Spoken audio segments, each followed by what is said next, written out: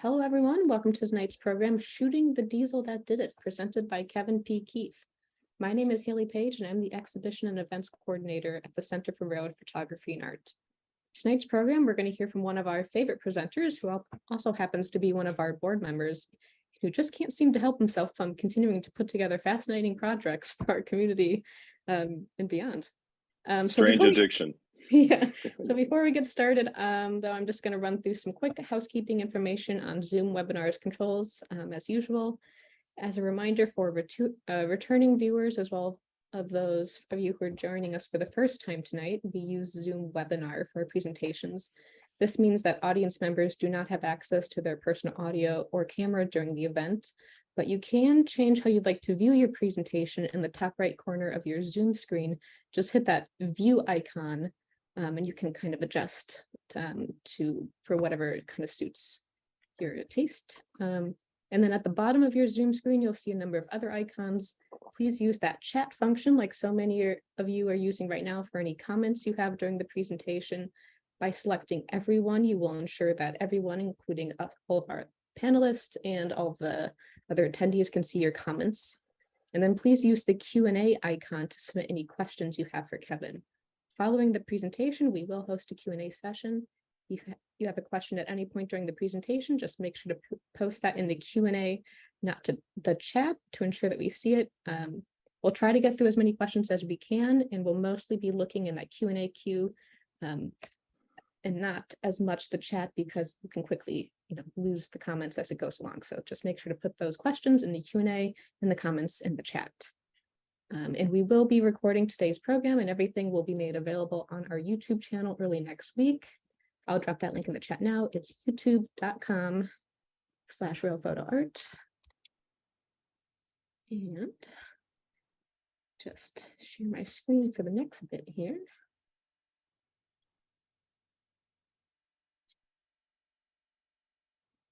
So tonight's presentation is really just one of many that we've hosted since we began our online programming series way back in April 2020.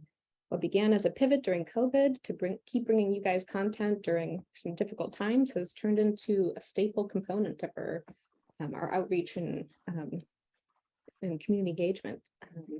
So thank you for all of our repeat viewers for your continued interest and support, and we welcome all of our first-time viewers. Make sure to check out all of our past presentations on our YouTube channel. That link I just put in the chat, that's youtube.com/realphotoart. We are now close to 50 presentations, I think, and that's a collection of independent presentations like we're doing tonight, as well as presentations from our online conferences. So our next presentation will be next month, Saturday, November 19th, and that will be the next installment of our Virtual Conversations online conference. And we have a fantastic roster of presentations lined up.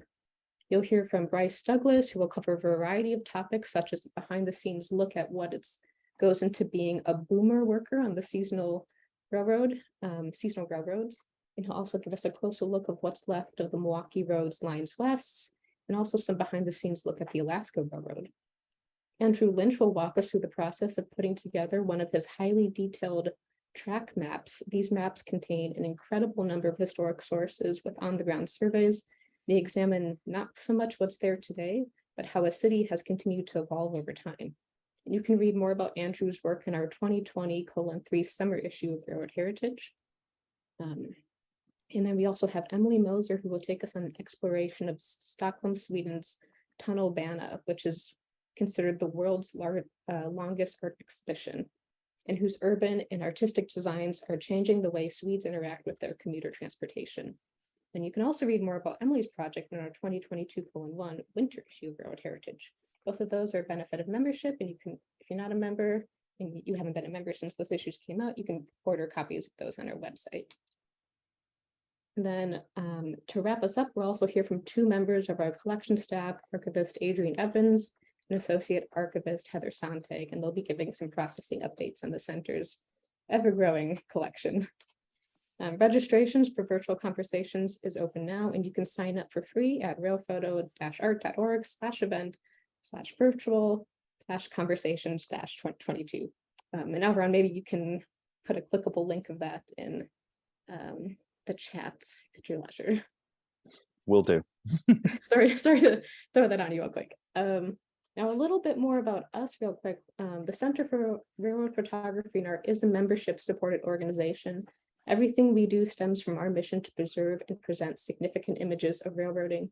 And we do that through online programs like this one, in-person conferences and events, and publications like our beautiful quarterly journal, Railroad Heritage, for which the most recent issue was released just last month and features an in-depth look at the photography and legacy of Richard Steinheimer, one of our newest acquisitions, as well as several other fantastic articles. And we also do books. And in case you haven't heard, we just released a new publication called Continuity and Change, The Lure of North American Railroads, about contemporary railroading in North America. And that book is available now on our website, and you can order that through the link railphoto-art.org/continuity-change. We also have an archive of over 500,000 images, do an annual awards program, and we put together traveling exhibitions. Members support all of the work we do. If you're a member already, thank you very, very much. You help make literally everything we do possible. And if you're not a member yet, we hope that you'll consider joining. And you can do that on our website, railphoto-art.org/support. Now, that out of the way, let's get to the meat of the presentation tonight. I'd like to introduce our presenter. So Kevin P. Keefe is a member of the Center's Board of Directors, like I mentioned earlier, and someone I've really gotten to really enjoyed getting to know over the last few years. Presently, he is a columnist and blogger for Classic Trains magazine. He studied journalism at Michigan State University and then worked 11 years in daily newspapers, spent 29 years at Kalmbach Publishing, where he was a member of the train staff for 13 of those years, and 8 of those for editor-in-chief. He later served as the magazine's publisher and then retired from Kalmbach in 2016 as their vice-president-editorial. His book 1225, The Life and Times of a Steam Locomotive, won the Notable Book Award from the Library of Michigan in 2016. The Center has since had the pleasure of working with him on several other publications. Wallace W. Abbey, A Life in Railroad Photography, which was released in 2018. The Railroad Photography of J. Parker Lamb, which was released in 2019. And most recently, our 2021 publication, The Railroad and the Art and Place, an Anthology. And if you thought all of that wasn't enough to keep Kevin busy, you'd be wrong, because he's now releasing a new book entitled The Diesel That Did It with co-editor Martha A. Miller. We'll let Kevin reveal what that A stands for. And publisher of Indiana University Press on the introduction of the FT diesel electric locomotive. And that is what we are all looking forward to hearing more about tonight. So please join me in giving a warm virtual welcome to Kevin. Well, thank you, Haley, and you too, Elron, and thanks for everyone who's joining us tonight. The idea for this presentation actually came up a couple of months ago when some of us involved in programming at the center were discussing ideas for more online presentations like the one we're doing tonight. And it occurred to me that a book project I've been involved in might lend itself to a focus on photography. So I'm going to switch now to the program itself with the share screen, correct, Haley? Yes. And here we go. There we go. Everything looks okay on your end? That looks perfect. Okay. The book is The Diesel That Did It by the late Wallace W. Abbey, one of railroading's great storytellers and certainly one of its best photographers. Many of you know Wally Abbey from his railroad career, which took him to places like Trains Magazine, the Sioux Line, Milwaukee Road, and later the Transportation Test Center in Pueblo, Colorado. More are probably familiar with his fantastic photography, which this center was able to showcase a couple of years ago in the book that Haley mentioned, created by Scott Lotus and me and published by Indiana University Press. I got to know Wally quite well in the late 1990s when I was the editor of Trains, just after he retired, and he began writing occasionally for us, and getting to know him was certainly one of the great pleasures of my career.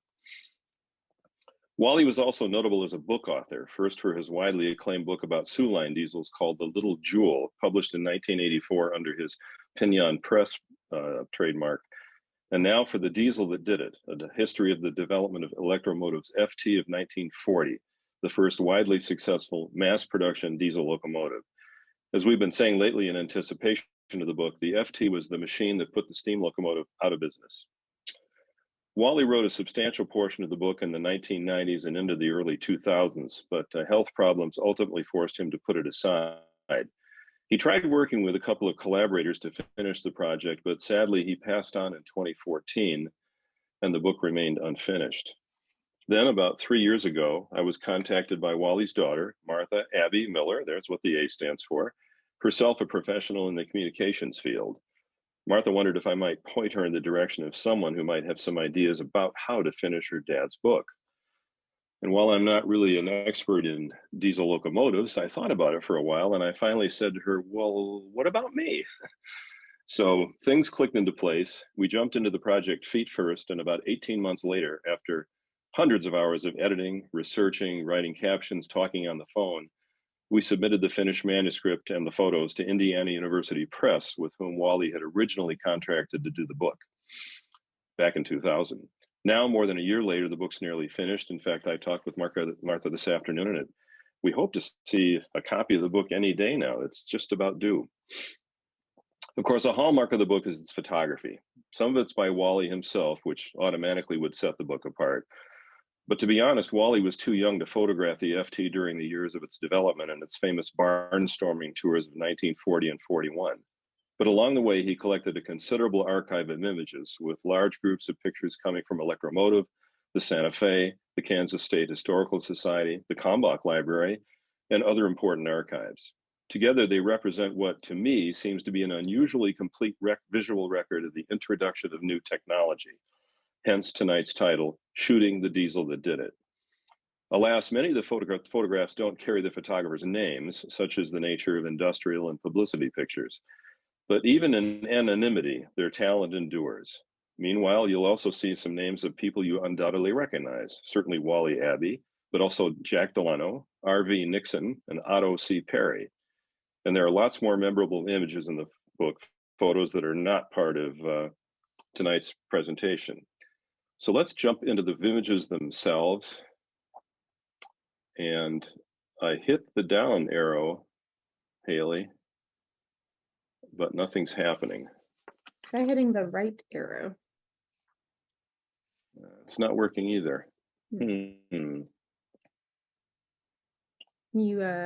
try clicking your mouse or your pad. It should progress. I don't have a mouse. I have a pad, and I'm clicking the. Try that arrow. That arrow. There we go. Did you just do that, or did I do that? You did that. Oh, it's taking a long time to change, isn't it? I'm a little concerned about that, but anyway. Well, first let's talk about the cover. This is the cover of the book, the only color illustration in the book. We're standing alongside a curve on the Santa Fe in the southwest Chicago suburb of Willow Springs in 1945. And storming into view is the Extra 101 West behind a brace of FT diesels, still in their original paint. Wally's boyhood pal, Chick Kerrigan, made the photo, and that's Wally himself over on the right in the classic red and black plaid jacket. Our thanks to Al Cheyenne for loaning us the photo from his collection. And I'm going to try to switch pictures now. I'm going to use the little arrow, Haley, at the left-hand part of my screen, not the arrows that are on my keyboard. That seems to work. Here's a photo of Wally taken by his daughter Martha in the early 1970s when he was running his own public relations shop in Minneapolis after years of working for the Sioux Line. Soon he joined the Milwaukee Road as its director of PR. This photo was first published in the wonderful but short-lived Kalmbach magazine Airliners International, which gave Wally and several other famous railroad writers a chance to show the aviation side of their wide-ranging interests. And there we go. And this is my partner on the book project, Martha Abbey Miller. And I need to take a moment to say something about her, and I hope she won't mind. I know she's part of the audience tonight. Shown here is her book, Hope Personified, Frances Mashal Landers, published in 2016 by Westbow Press, the story of an inspiring woman from Arkansas who, working with a Haitian priest, took on the miraculous work of trying to make a difference in one of the most challenging countries in the world. Martha, I discovered, is a formidable editor. I've been a fan of Wally's writing for a long time and probably came at the task of editing him with a little too much reverence. Numerous times I backed off or took too light a touch with her dad's text, and each time it came back from Martha in way better shape. I'm sure Martha reveres her father, but not so much that she would ever hesitate to change what must be changed. Everybody needs an editor, and I certainly learned a lot from her. So on to the railroad photographs. Start first with a prelude to the FT, some of the locomotives that led up to its development. Here we see EMC, that's Electro-Motive Corporation, demonstrator 511 in 1936, 4 years before the rollout of the FT. This boxy locomotive was powered by a 12-cylinder 201A Winton engine, a not always reliable prime mover that was a mainstay at Electro-Motive before the company began building its own fabulously successful 567 engine. As we go through the program, you'll note that references to Electro-Motive transition from EMC to EMD, the latter of which came in 1941 when the company became a full-fledged division of General Motors. And here's a picture of that early Winton 201A engine, in this case, an 8-cylinder version. Like I said, it was a problematic engine, but it really made EMC competitive until the day they could create their own really terrific prime mover. The 1A and 1B diesels of 1935 began to show a little bit more style, thanks to car bodies built by St. Louis Car Company.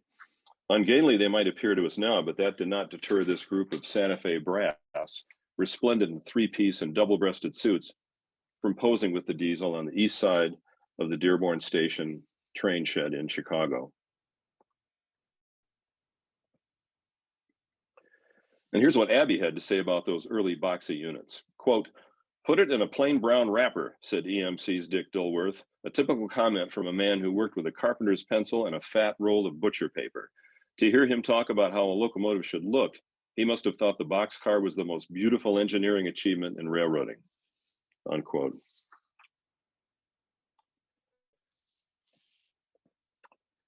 And here we see some of those very units arriving in Pasadena in 1936 with the Super Chief, a heavyweight version of the Super Chief, in front of that beautiful Pasadena station.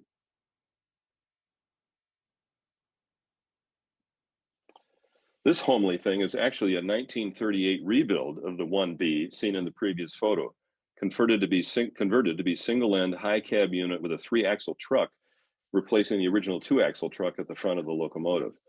The fact that this engine is on the Kansas Cityan tells you how quickly these units were replaced by the much more attractive E-Series streamlined diesels that began coming out of EMC around this time. The Kansas Cityan, of course, being a secondary train. These beautiful Seaboard diesels were built in 3 sets of 3 units, intended for use on the Orange Blossom Special.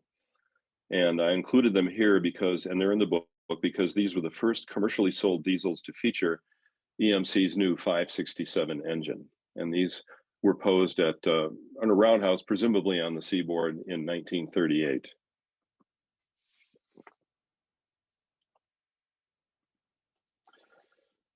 So now we get to the face of the future, and that's the FT itself.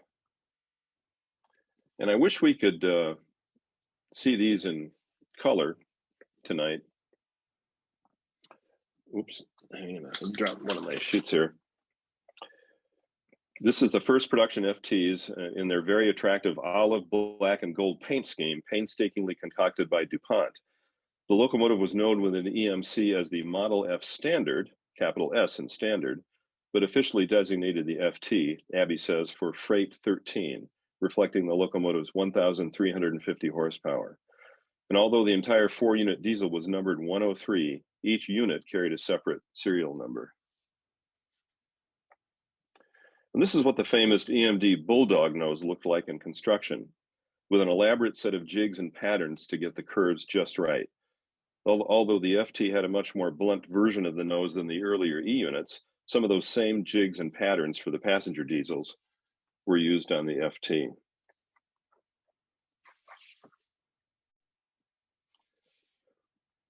Here's what Abbey had to say about the FT electricals, as shown here by uniformed EMC employees winding parts for the FT's main generators. Quote, "The electrical controls would be so arranged that the main generators would pump out maximum voltage no matter in which of the 8 positions the engineer's throttle was placed.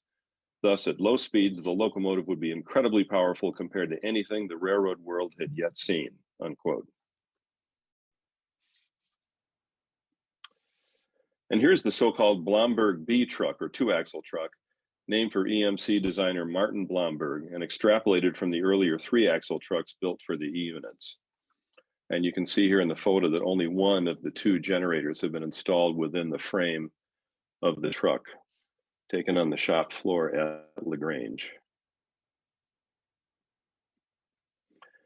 We won't have time to delve into this tonight, but Abby's book includes a fascinating look at how the FT changed the implications for railroad labor, as symbolized by this photo of the only true control stand for the entire 4-unit FT. The concept of multiple units controlled by a single engineer would lay the groundwork for one of the great management labor battles in the history of railroading. And of course, from the perspective of today's locomotives, this control stand looks almost unbelievably simple.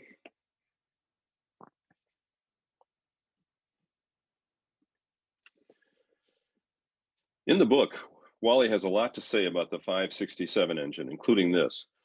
Quote, under standard conditions, temperatures 60 degrees Fahrenheit, altitude 1,000 feet, the 567 would produce 106 horsepower per cylinder. Every minute, the explosions in the cylinder would drop on the pistons a load equal to the weight of a US Navy heavy cruiser. For a big engine, the 567 would be easy to maintain. Take off the top deck covers and most everything that might need to be unbolted or adjusted was right there in front of the mechanic. And there you can see that very thing in this photograph taken on the LaGrange shop floor. Here's one way Abby described the first demonstration tour of the 103. Quote, when the 103 next appeared, it would begin what history has been conditioned to appreciate as a nearly flawless nationwide tour of 83,764 miles in 35 states over the 24 railroads that had in effect told EMC, sure, we'll see what your new locomotive will do if you'll pay part of the cost. Electro-Motive's 103 was a hit. Its durability and eye-popping performance with heavy trains on the most demanding grades sold much of the industry on the idea that a diesel would work very well indeed in freight service.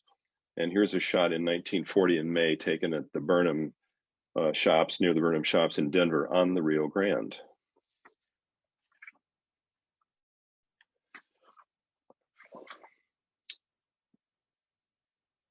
We have several photos here of the FTs on the Northern Pacific, and although not all of the prints were marked with R.V. Nixon's name, I suspect that all of them were taken by the great Pacific Northwest photographer. Here pulling what is likely the main streeter.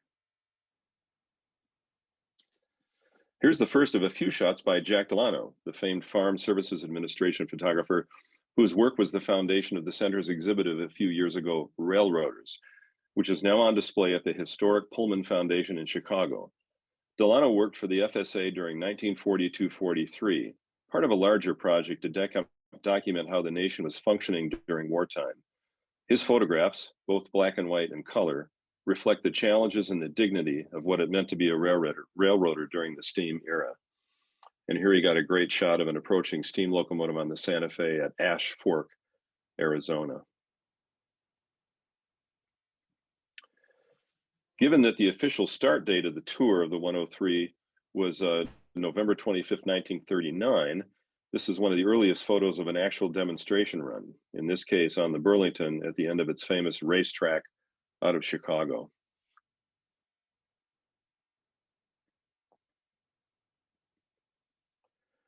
Another of Nixon's photographs, this one showing what I suspect is a 282 on the right. I can't quite read the number.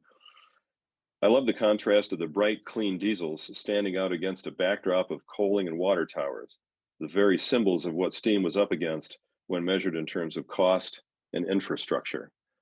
Photograph taken in March 1940 in Missoula, Montana.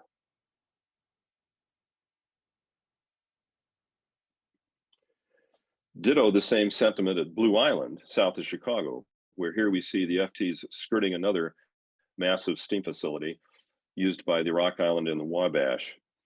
The way the diesels are running around the coal wharf, they seem to be saying, see railroads, you won't need this anymore.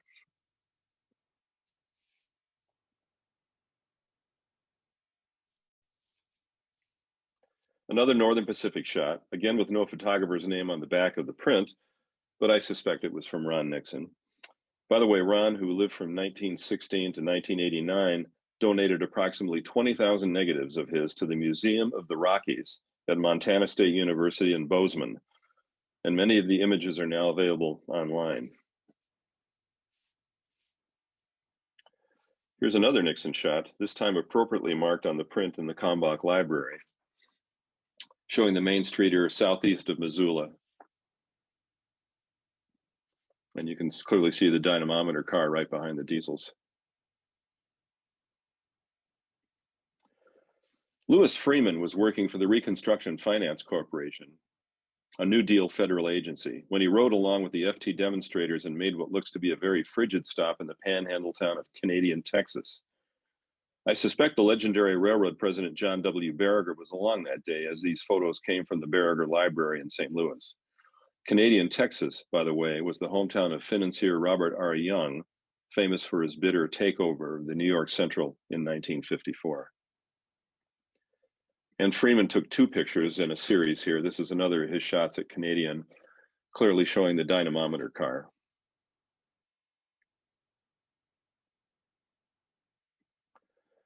And here we are with the 103 in Milwaukee, on the Milwaukee Road, drawing quite a crowd of railroad officials and other hangers-on. The 27th Street Viaduct in the background still stands. You'll note the Red Star yeast sign in the distance to the right. The Red Star Company closed its last plant in Milwaukee a few years ago, but the corporate headquarters are still here. And yeast companies, of course, being a lingering sign of the sprawling beer industry that once dominated the city here.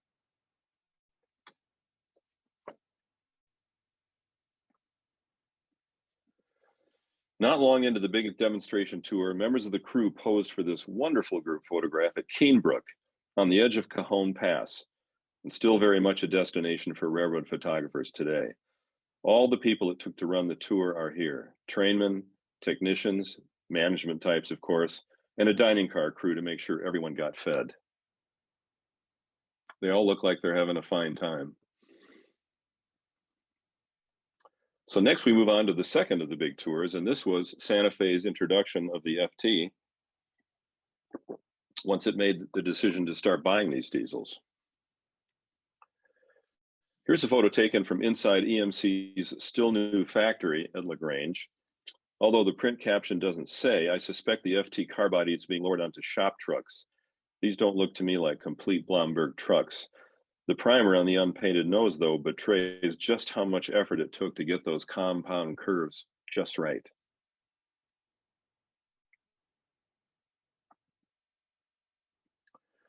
Before the 100 headed out for its big debut across the Santa Fe, the diesels made a short trip from Dearborn Station down to the railroad's engine house at 18th Street, a couple miles to the south, then down to EMC's planned suburban LaGrange, flying the white flags of an extra train, denoting a train not found in the timetable. Another shot of the very same train. Along for the short ride that day were approximately 600 members of the Chicago Traffic Club, along with members of the Women's Traffic Club and the Junior Traffic Club. Please note the way things apparently were segregated in those days. The event was put together by Santa Fe's Lee Lyles, head of the Public Relations Department, and was, in Abby's words, quote, designed to put the Santa Fe's first freight diesels firmly in the minds of editors, reporters, shippers, politicians, and the general public. For a lawyer, Lyles did a fine public relations job, end quote. And that's a nice compliment from a fellow PR professional.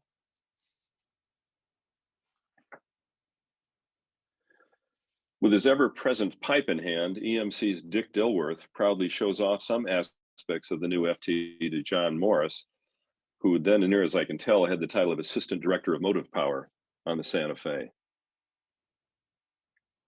They're in the engine room of the FT.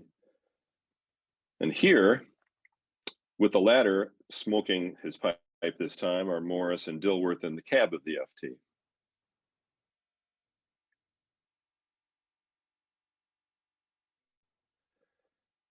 Here's a photo from February 4th, 1941, a day after that short hop in Chicago to the EMD plant. Shopton is on the west edge of Fort Madison and still a BNSF facility, although in much abbreviated form. You can see the foundation of the old Santa Fe roundhouse in satellite photos.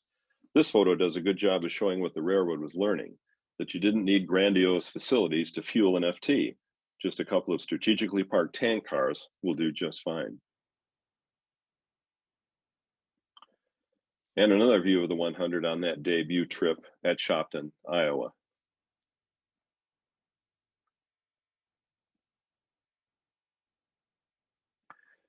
Here's an example of a very effective public relations photograph. I believe this is also taken at Shopton, really showing an obvious transition in technology, although there's an even better one coming up later in the program. But here we see the FT posing behind a big lineup of, I would say, secondary steam power on the Santa Fe, not their frontline stuff.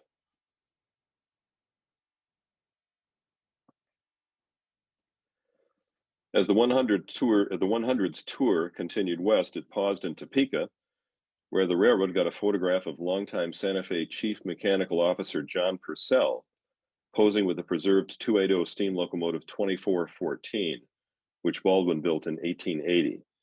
The engine survives today with its original number of 132 at the Kansas Museum of History in Topeka. And certainly there couldn't be a more stark contrast in technology between the stodgy old 280 on the right and the gleaming FT on the left.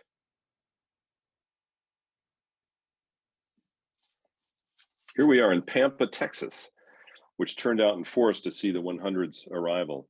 It's a photo taken from the dynamometer car behind the locomotives. Like so many towns, Pampa could thank the railroad for its origins. The Santa Fe first came through here in 1888, at which point the town was established, about 55 miles, northeast of Amarillo. The city got its name from the pampas grasslands of South America.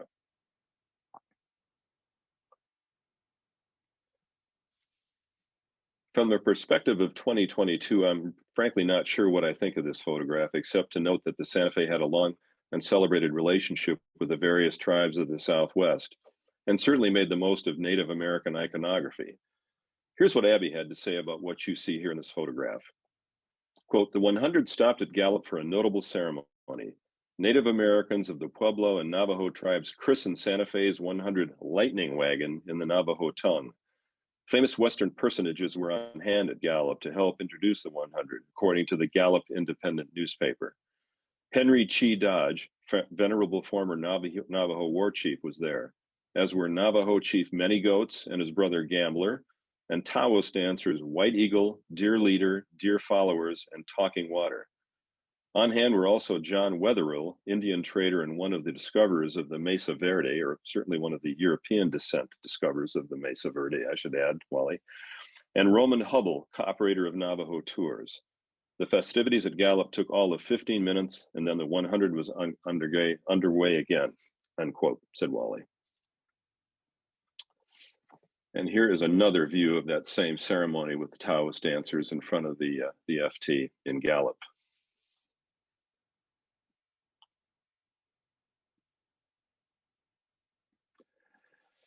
I love this photograph, mostly because I spent a lot of time a few years ago out along US 60 beside the BNSF Transcon in New Mexico. But also I like the picture because it implies the vast distances of the Santa Fe Railway, as well as the promise of the FT to eliminate all those problems inherent with storing water for steam locomotives in an unforgiving environment.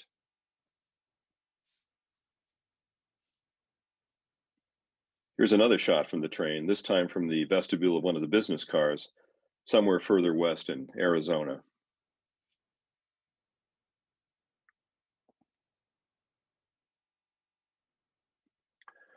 The dynamometer car carried the necessary instrumentation to mainly measure tractive force along with speed over the rail, from which you could calculate a fairly accurate measurement of a locomotive's pulling power under varying conditions. And here we see the chronograph operator inside the car during the Santa Fe tour of 1941. And I imagine that just about everything this guy is doing could now be done with a device and a few silicon chips in one hand.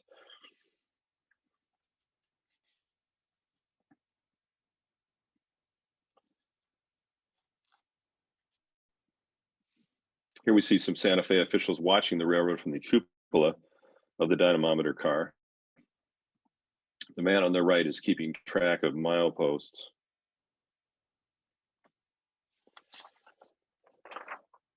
This photo was actually taken just before the 100 returned east after its trip to the West Coast, when the 100 stopped at San Diego and Los Angeles. For this picture, the railroad assembled a train of freshly painted reefers and boxcars and posed the train near Sullivan's Curve on Cajon Pass.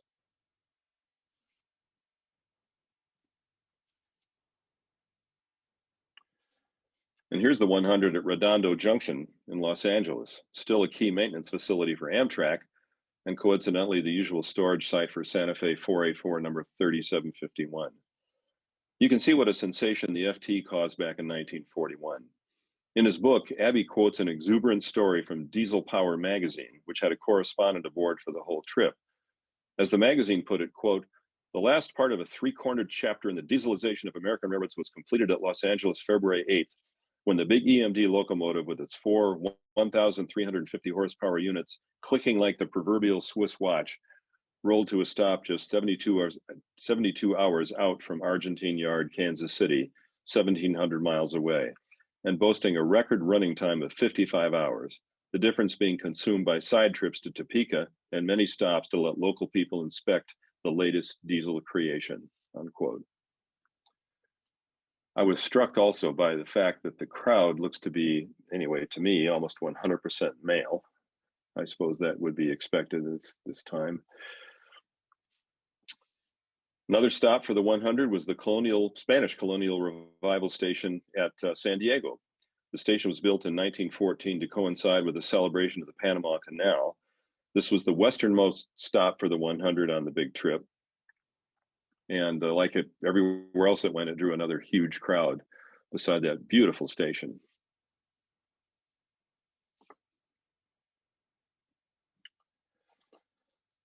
So I've decided to include several photographs demonstrating the impact the FT had on the Santa Fe, showing how the railroad embraced the diesel and put this diehard steam railroading on the path toward complete dieselization. I love how this photo in particular reflects the changing of the guard on the Santa Fe. A year or two before this image was made, those roundhouse stalls at Winslow would have been jammed with 282s and other steam power, with columns of smoke rising from all those rooftop smoke jacks in the background. Now it looks like an electromotive showroom. This strikes me as very much a setup shot designed to show how Santa Fe was showing the way with diesels, but it's impressive just the same.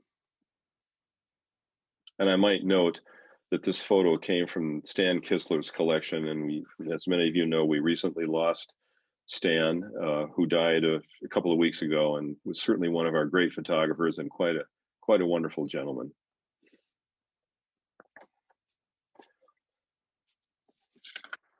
The new cut that the train is going through here was part of Santa Fe's Ottawa cutoff between Kansas City and Emporia, which shortcut the line to Topeka, eliminating or reducing numerous curves and saving a total of 15 miles of mainline railroad. And Wally shot this picture, I believe, in the late 1940s before he came to work at Trains magazine, although I'm not entirely sure about that.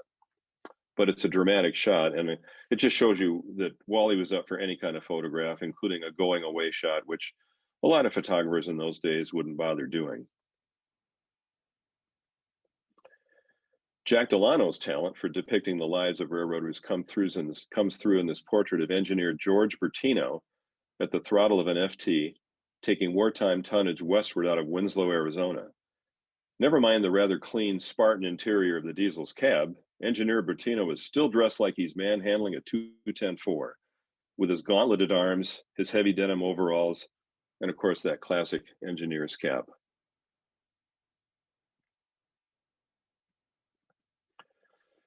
Delano's work again, the photographer squeezing through the front window of the FT to catch this portrait of the brakeman, wearing what strikes me as an especially sporty cap, peering out from the FT's doorway to look back over his train in Arizona's Johnson Canyon.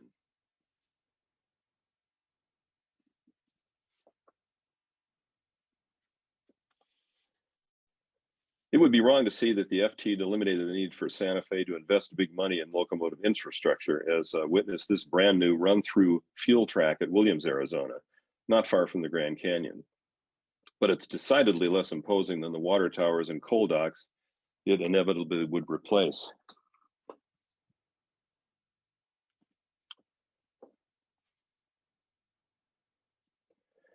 The Santa Fe was always an industry leader when it came to promoting itself, as evidenced by this mock-up for a highway billboard. Two things strike me about this. The fact that the Santa Fe Railway figured the motoring public might actually care what kind of locomotives the railroad was using. Imagine that today. And the other fact that their artist had the usual difficulty nailing down the tricky curves of the EMD bulldog nose.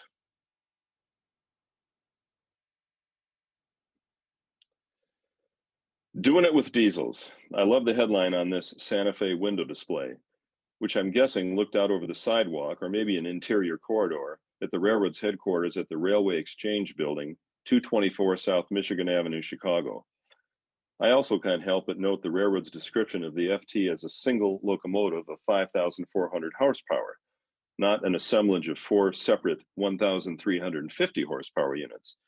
As Abbey explains in detail in the book, that designation of the FT as one single locomotive had profound implications for the way the company would come to deal with its unions.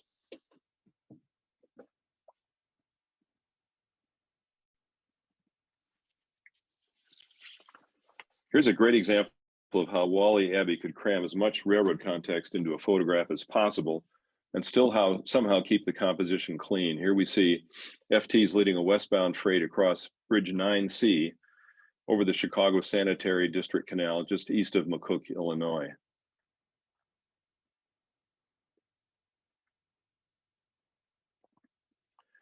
Here's the 100 leading train 40, the Meat, through Coal City, Illinois in 1945. Train 40 was so nicknamed for its heavy concentration of refrigerated cars dedicated to meat processing customers. The stout little station at Coal City still stands, used today by BNSF railway maintenance crews. The town's about 21 rail miles southwest of Joliet.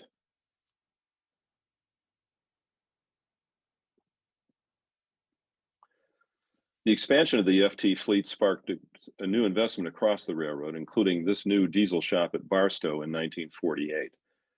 The railroad called it, quote, the largest and most modern diesel repair on the Santa Fe. Of new design, the shop has concrete pits and ramps with pipe connections installed at proper locations for furnishing lubricating oil and distilled water to each engine, as well as pipe connections for draining lubricating oil from each engine. And almost to drive home a point, the publicity said, the shop has no turntable.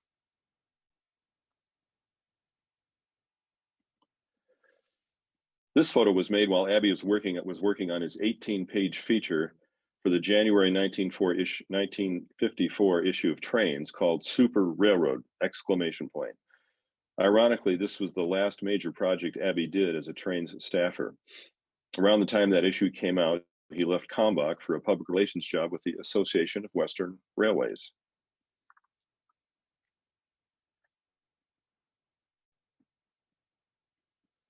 And I included this shot for the simple eloquence of its visual message.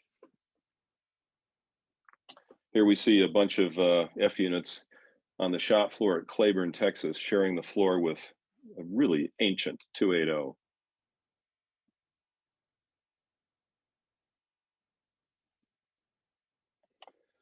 And this must be one of the most famous PR photos in Santa Fe history, showing a new FT set posed between what many would consider the greatest royalty of steam, a 2900 class Santa Fe 484 on the left, and one of the railroad's giant 210-4s on the right.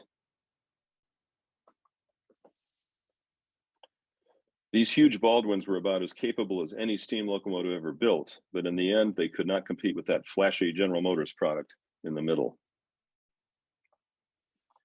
So before we end the program, and I'm going to leave this slide up for a second, I hope you'll indulge me one more generous quote from Wally's book, a fine example of his provocative prose and his restless mind. Here's Wally. Observers of the railroad mystique would later hold that Electro-Motive's Model F fomented a revolution in railroad motive power, that the FT changed railroading for the better and for all time. True? Was the FT, as Trains Magazine's David P. Morgan put it, the diesel that did it? Yes, to a point.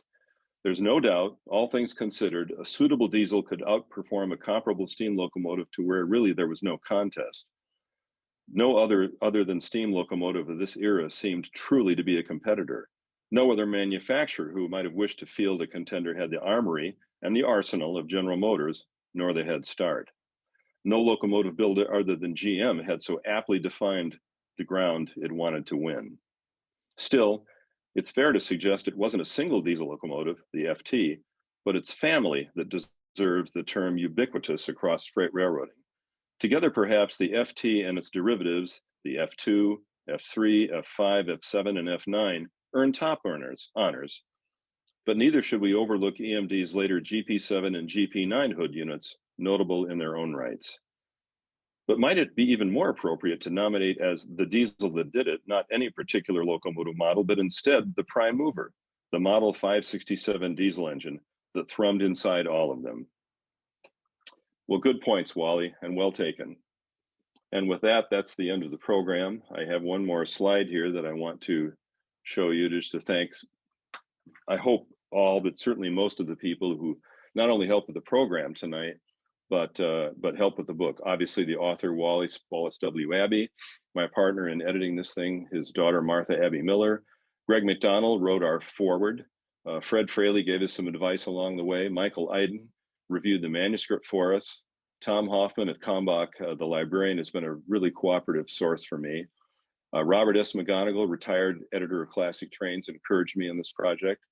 So did my current editor at Classic Trains, Brian Schmidt. And also a shout out to two people from Indiana University Press, Samantha Rose Hefner and David Hulsey.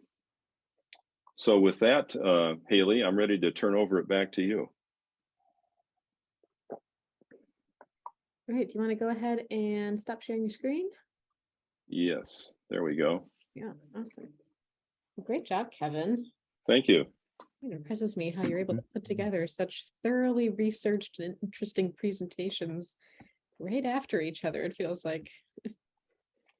Well, it helped that Martha and I did that book. That was my ready source for a lot of stuff, and it also helped to actually copy some big quotes of the text out of the thing and make it part of the program. But thank you. It was a lot of fun doing this. I really enjoyed it. Good, good. Just a reminder, everyone, to put any questions you have for Kevin. Oh, my video is not on. Turn that on a bit. Put any questions you have for Kevin in the Q&A. I can see a few of you have started doing that already. We'll try to get through as many of those as you can. And again, try to put those in the Q&A, not the chat, because the chat is a running stream and it's really easy to lose track of those. So Alvin, do you want to kick us off? Yeah, let me kick off with a couple questions, Kevin. First of all, that was fantastic, and of course, coming from a Santa Fe fan, that just warms my heart. But what wonderful photos! And, yeah, it really is a Santa Fe story in so many ways, isn't it, Elron? I mean, it's all about the manufacturer, but it's also, in fact, if you read this book, and there's a million reasons why I encourage people tonight to buy the book.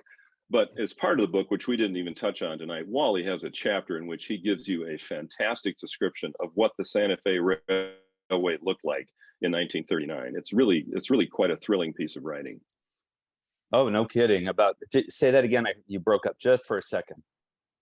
Well, early in the book, Wally sets the stage by writing a beautiful chapter that's really, in essence, a guided tour of the Santa Fe around the year 1940 or something like that. It's really great.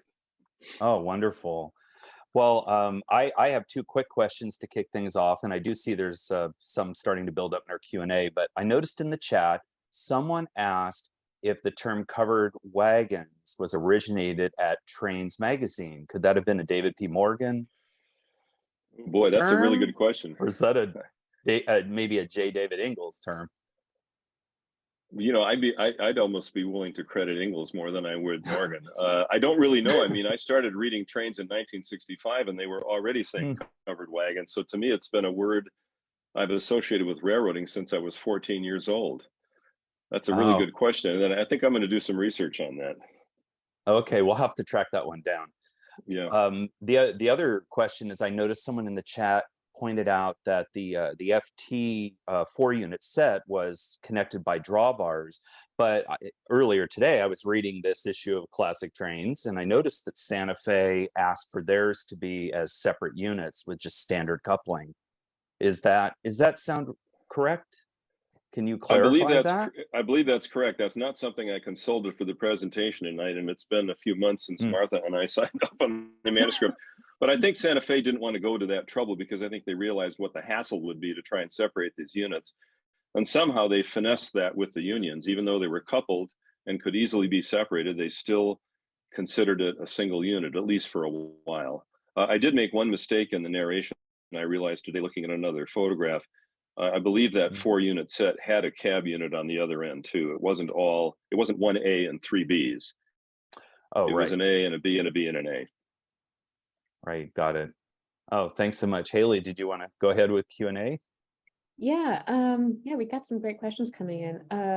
It's an interesting one I'd be curious about as well. Are you aware of any, have any insights on internal conversations that were going on during the design of the FT and how that kind of came about or developed over time?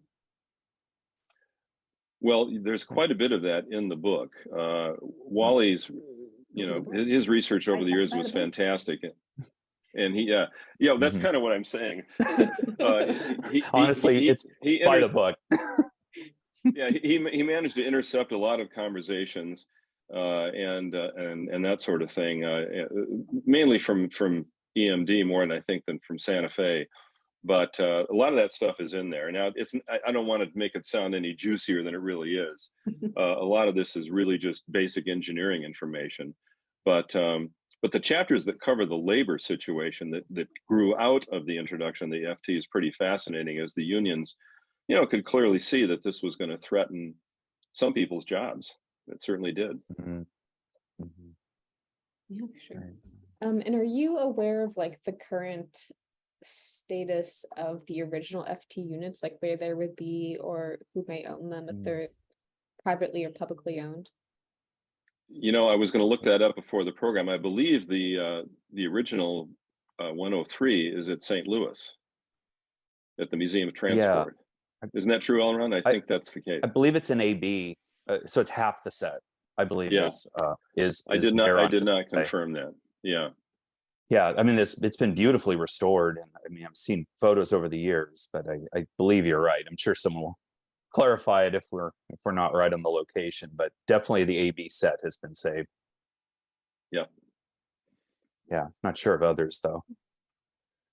Okay, well then I guess circling back to Abbey, and because most of the photography in this book does feature around his work, would you be able to talk a little bit about the equipment he used, like the negative size of the negatives he used, and just a little bit about the equipment and the, I guess, the photographic materials? Well, I think that most of the stuff that we're familiar with him that he took in a square format. I can't be much more helpful than that. In fact, you guys in Madison would know more about that because you had to scan all of them. Can you add anything to that, Elrond? I haven't worked with Abby's collection, but we could. You unfortunately have the non-collection staff on board with you today. Almost everyone else would be able to share some great insights. I'm the one person who works with collections but doesn't work with the hands-on digitizing. So yeah, but we could always find that out. We could certainly find that out. A lot of it was square format. There is that famous photograph on the center's website that Wally took, a self-portrait of him looking in the mirror, holding the, I don't know if it was a Rolly or what kind of camera it was, up to his face. Oh, I have an answer from our mysterious executive director, Scott Lotus. He says Rolleiflex is the source of Abby's images. Good. Thank you, Scott. Thanks, Scott. Oh, he's out there in the ether then. He's lurking. We also had someone write in that there's an AB set that is former Northern Pacific preserved in Mexico somewhere. So thank you for sharing that information. Mark Mill also says in the chat that it's Rolleiflex. Oh, I knew the chat would come. They would come to our aid. Haley, if you'd like, I can ask the question from Richard Jordan III. Sure, yeah, go ahead. This is a little more nuts and bolts, Kevin, but first of all, Richard's thanking you for the presentation. He's saying that the 567 prime mover was rated for 1350 horsepower in the first FT. Did the horsepower ever go up during the production life of the FT sets, or did it always remain 1350 for each of the the 4 units.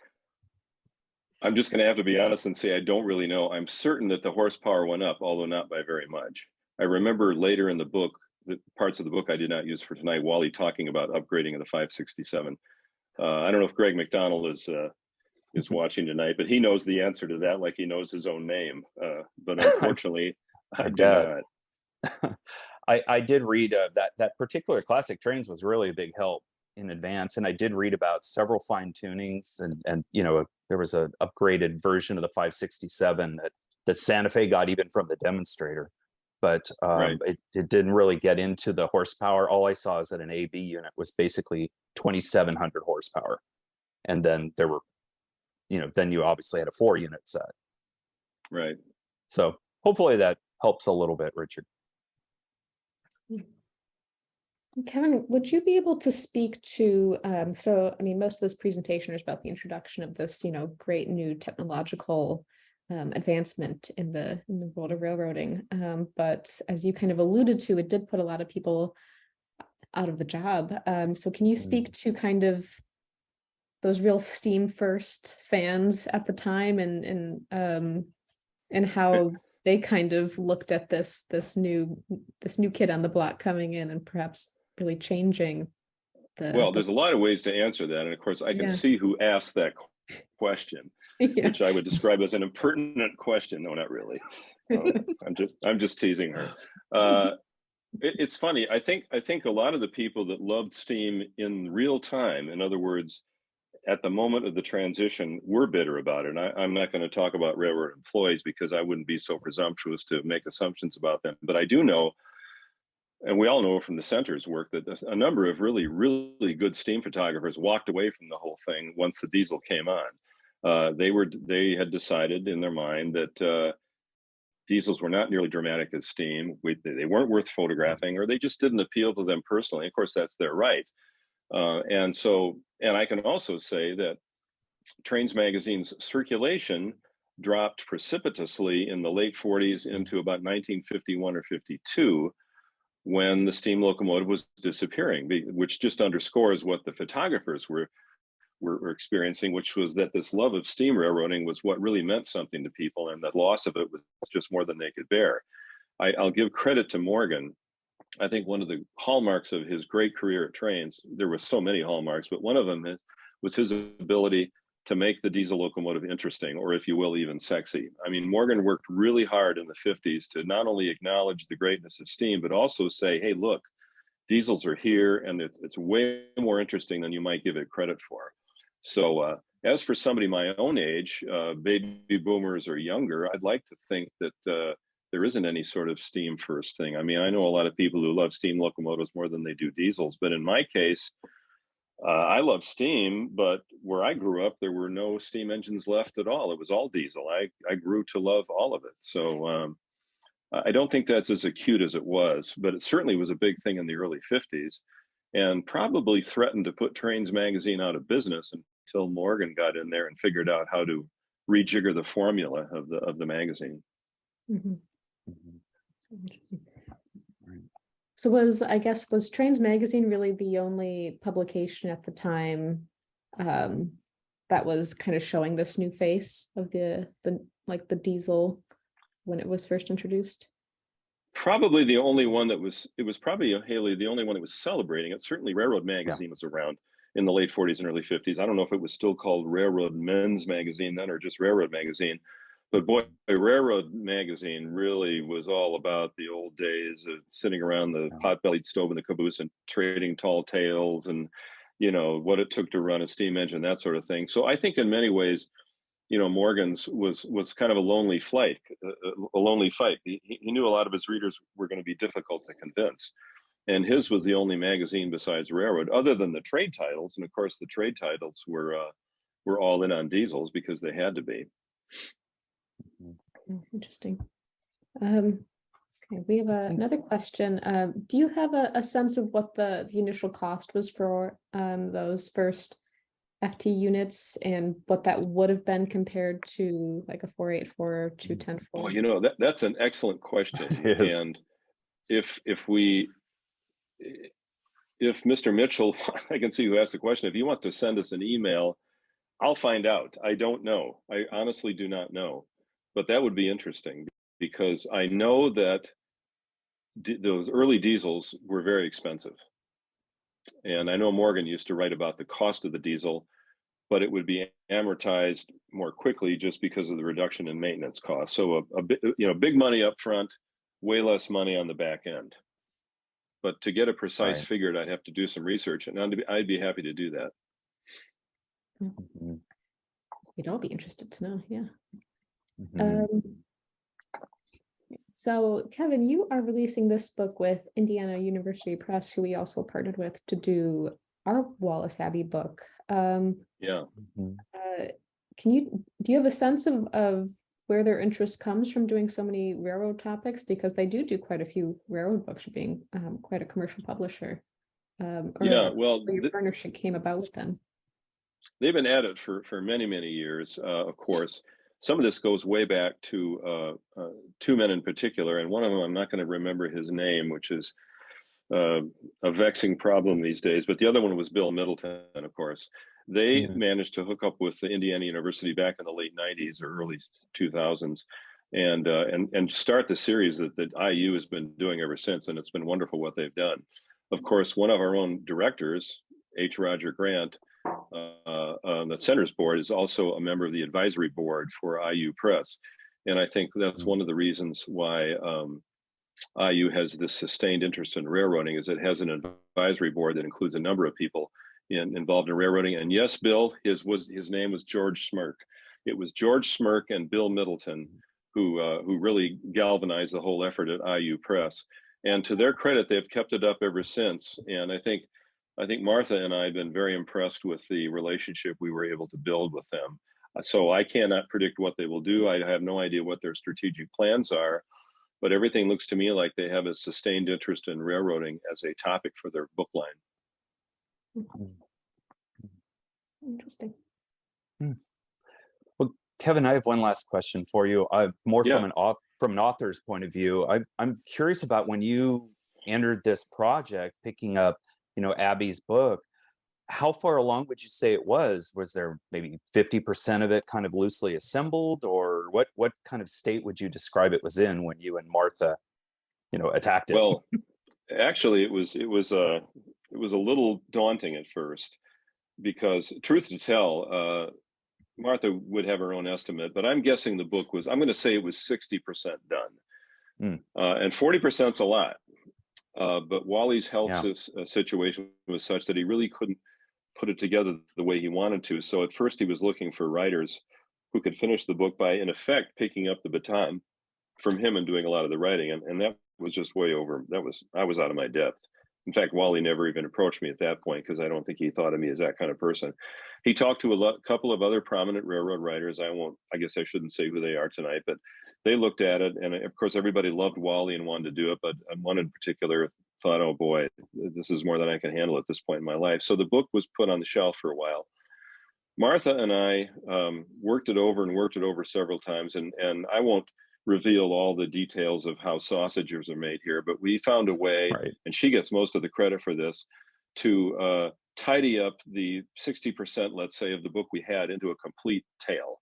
And by reorganizing some of the chapters differently than Wally originally had them lined up, I think we were able to put together a book that's complete up through the introduction and rollout of the FT.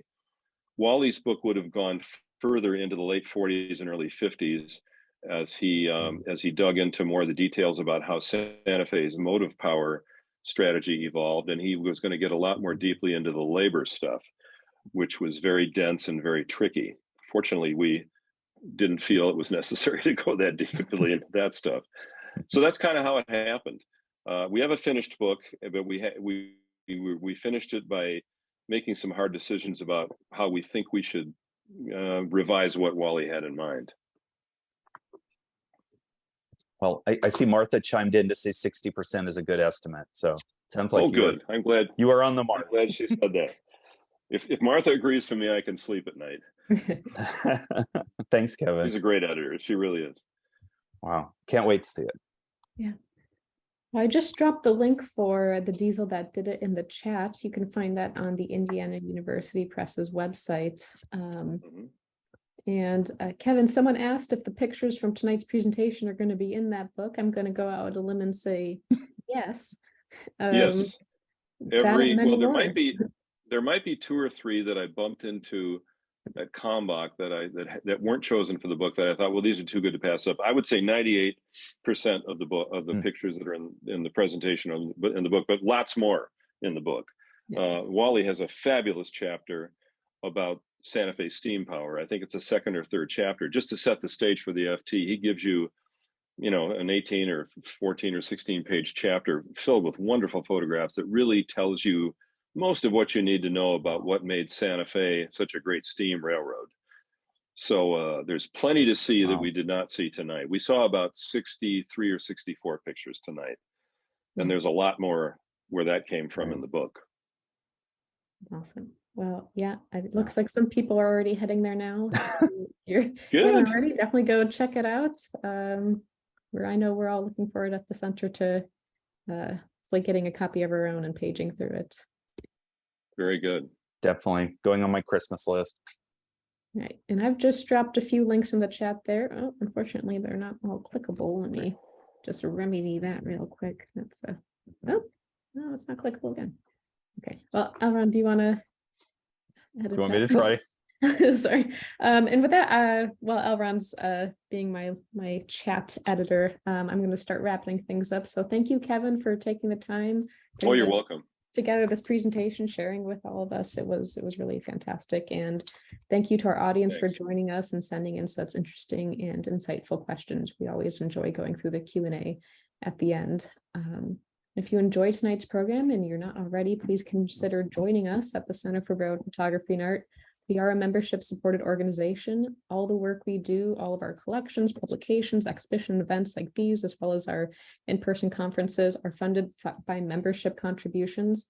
So thank you to everyone who is already a member and who provides us with the support to continue bringing all of this free programming content to our viewers.